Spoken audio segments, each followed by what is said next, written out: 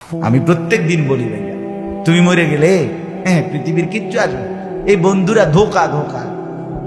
একটা ফোলা ফাইন তুমি মরলে খানা বন্ধ করতে হবে, কসম খোদা।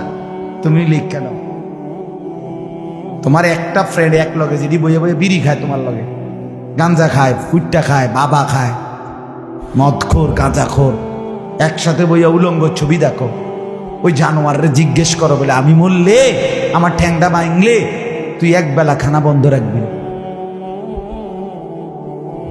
কথা বুঝেন নাই? ধোকা ধোকা, এগুলো ধোকা। আর কেউ থামবে না।